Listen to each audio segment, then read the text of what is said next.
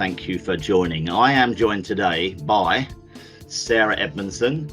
For those that don't know you, and I'm sure there aren't many people that don't know you, tell us who you are and what you're doing at the moment. Okay, perfect. Well, I'm very privileged actually to wear a lot of different hats in the industry. Yes.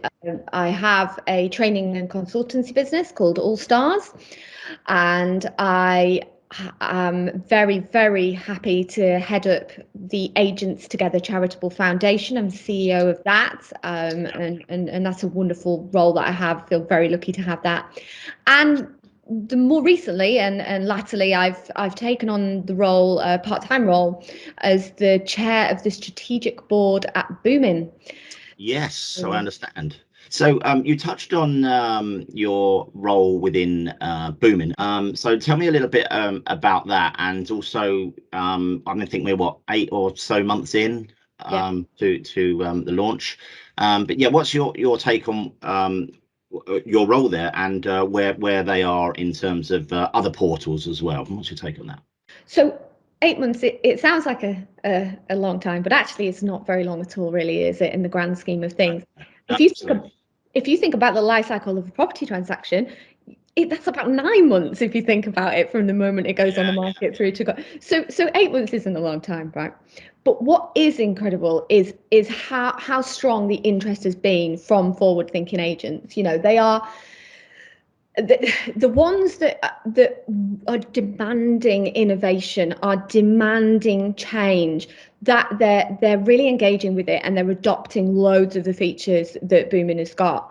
I think, you know, since launch as well, it's worth noting, in that short 8-month window, there's been 50% more agents join, right, than were on there on the day of launch. So not only did you say, you know, compared to other portals, I try to steer clear of that, to be honest with you, but ultimately what we've got is we started with more than any other portal from launch, and then added 50% of that. So it's nearing 8,000 agents now. Okay. Yeah. Okay. I mean, I will push you on it a little bit. So in terms of an alternative to the traditional portals, Rightmove, Zoopla, on the market, how do you think it's differing and faring at the moment, you know, 8 or so months in?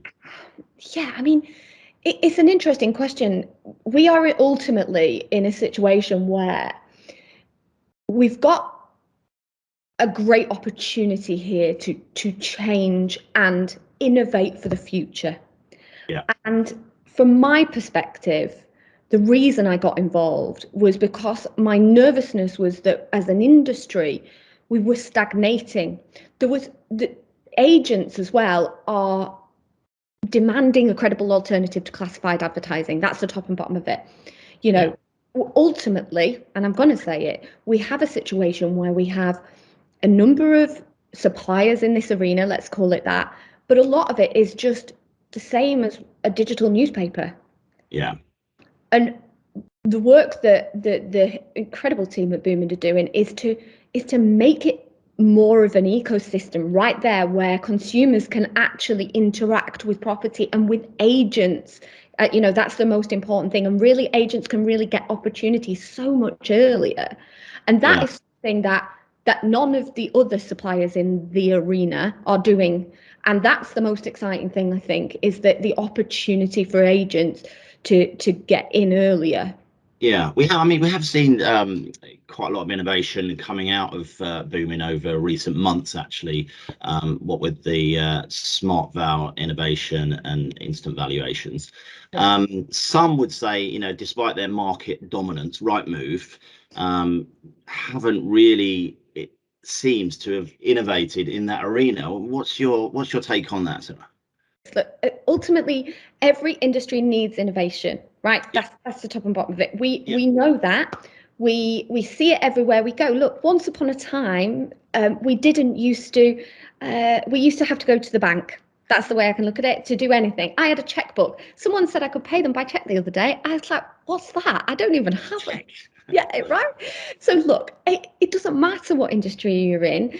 Innovation is a good thing. It's an exciting thing. It's an exciting thing for someone who is in their mid-30s and hopes that they're going to have a very long career in the industry. So look, what would I say? I think there has been a lack of innovation in this space.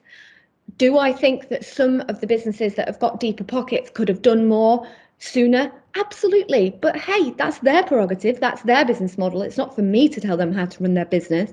But it's definitely why I got involved with Boomin, because I thought, actually, what an amazing opportunity here to really help agents with opportunity and to really open up the market more in an innovative way. Why would I not want to be involved in that? Yeah, no, it makes a lot of sense. I think it's absolutely right for any industry, as you say, in terms of innovation. It's pushing everything forward, pushing the boundaries, and that's what we need. Almost finishing. If you were talking now to a young school or college leaver who's looking at a sustainable career in agency, what would your recommendation be for the training that they would need?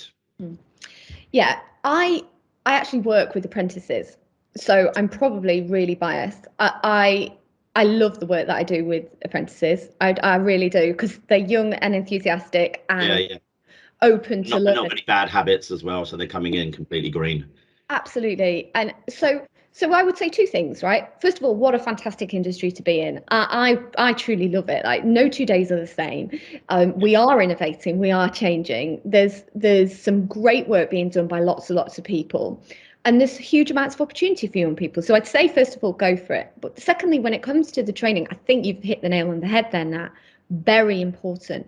Because what we do see is we see lots of young people coming in, as you well know, and getting no training or anything, and picking up some bad habits and not really, and maybe not being as successful as they might be able to be. So two things for me. Either look for an apprenticeship scheme and join a company that's doing that, or seek out a business that has got a strong training ethos. That might be their own training. They might have a fantastic training ethos. Dexter's are a classic example of that. Their academy is absolutely phenomenal. But there's loads of other businesses outside of London that have got great academies. So it doesn't matter for me if it's the formalised idea, because I mean, Roper has taken what? Is it ever going to happen? It's taken forever. So I'm not going to sit here and tell people to do a level 3, do a level 4. I mean, it's probably a good idea, but we don't know that it's going to be required for Roper. It's a solid idea. But do your apprenticeship if you can, if that's open to you, or join a business that's got a really great strategy to help you in your career. And that would be a question I'd be asking them at interview. How are you going to help me train and progress to be the best I can be? Yeah, great question actually for an interviewee to be able to ask the employer actually what they can do to help them progress through their career, because it is a career and it's a great career, as you say, really varied. And for people coming from school, college, whatever, it's a fantastic career. So Sarah, thank you so much. It's been brilliant, and we'll see you soon. Cheers, Nat. Thanks a lot.